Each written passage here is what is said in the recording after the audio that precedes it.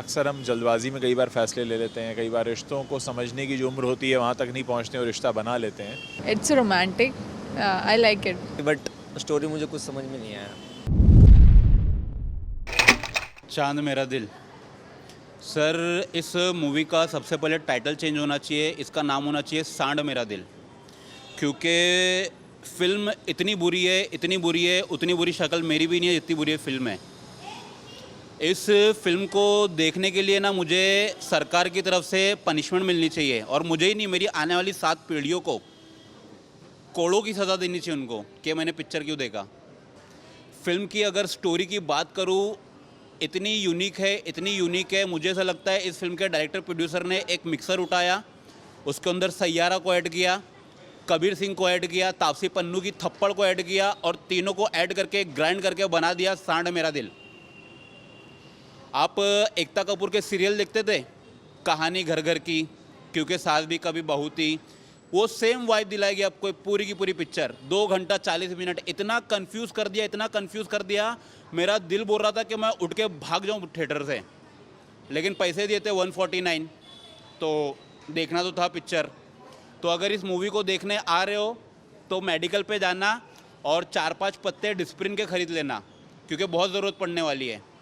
मैं खुद जा रहा हूँ, अभी पागल खाने की गाड़ी बुलाया हो फ़ोन करके, अपने आप को करंट के झटके देके अपना दिमाग सही करने वाला हूँ मैं, कि मैंने पिक्चर देखा तो क्यों देखा।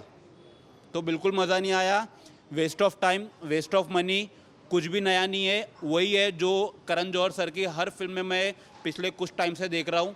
पहले अच्छी फिल्म हुआ करती थी DDLJ, कभी खुशी कभी गम, और भी बहुत सी पिक्चरें बनाई है उन्होंने, लेकिन इस पिक्चर में वो दम नहीं है। थिएटर में बैठे बैठे ऑडियंस का दम निकल जाएगा। म्यूज़िक अच्छा है फिल्म का, म्यूज़िक की मैं तारीफ़ करूँगा, ऑन पॉइंट बजते हैं तो वो उस जगह पर मतलब एक क्यूरियोसिटी जागती है कि हाँ भाई चलो कुछ तो अच्छा है, इतनी बुरी चीज़ों में कुछ तो अच्छा निकल कर आ रहा है। म्यूज़िक फिल्म का अच्छा है। यही बोलना चाहूँगा धर्मा प्रोडक्शन को कि प्लीज़ अच्छी मूवी बनाएं। पर्सनल यहाँ पर किसी से कुछ भी नहीं है कि भाई इसने ऐसा किया वैसा किया।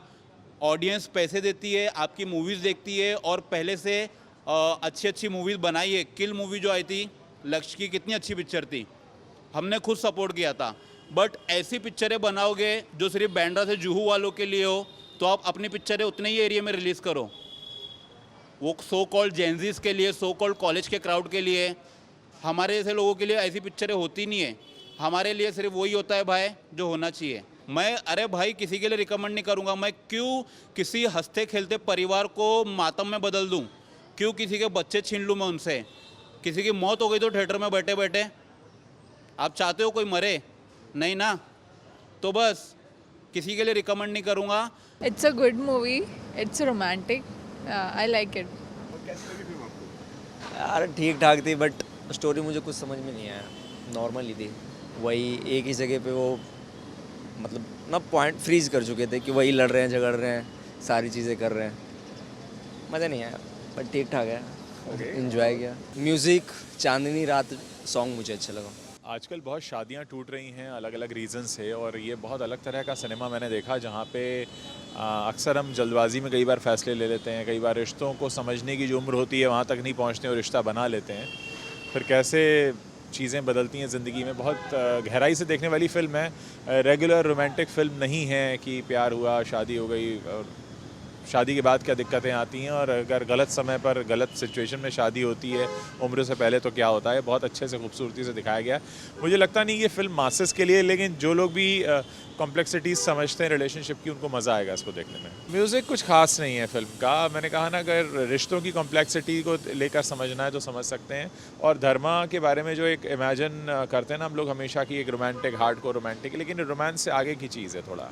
एक्चुअली मैंने कहा ना कि रिश्तों की कॉम्प्लेक्सिटी को अगर समझना है तो हाँ ठीक है, लोगों को जब थोड़ा इंटेंस लव दिखता है तो लोग इन फिल्मों के नाम लेने लगते हैं, लेकिन मुझे लगता है कि ये रिश्तों की कॉम्प्लेक्सिटी के हिसाब से आप देखें तो कंपेयर करने के हिसाब से मुझे चांद मेरा दिल काफ़ी एवरेज लगी।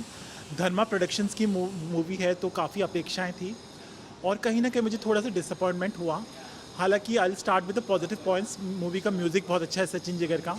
हर एक song is very situational, very harmonious and very melodious and very trendy.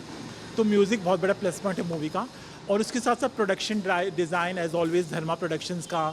Cinematography Devojit रे की बहुत अच्छी है। Along with that, I felt editing was also sharp, 2 hours 10 minutes. तो प्रशांत रामचंद्रन की एडिटिंग भी बढ़िया है, कोई रैंडम सीन्स नहीं है ज़्यादा. बट स्टोरी स्क्रीन पे थोड़े वीक हैं because it's very slow paced and when it starts it's all over the place, very scattered. तो वो मुझे लगा कि स्टार्ट अच्छे से होनी चाहिए थी और धीरे धीरे जब बिल्डअप हुआ, you start enjoying the movie. The chemistry is also quite sweet and cute between Lakshya and Ananya Pandey. Lakshya is a very intense, very talented and promising actor, and he did his role, quite convincingly. However, I felt कि Ananya Pandey, she has improved, but she has a long way to go. उनकी chemistry cute है, sweet है, but they are not perfect though. I feel लक्ष्य के साथ कोई किसी और को भी ले सकते थे.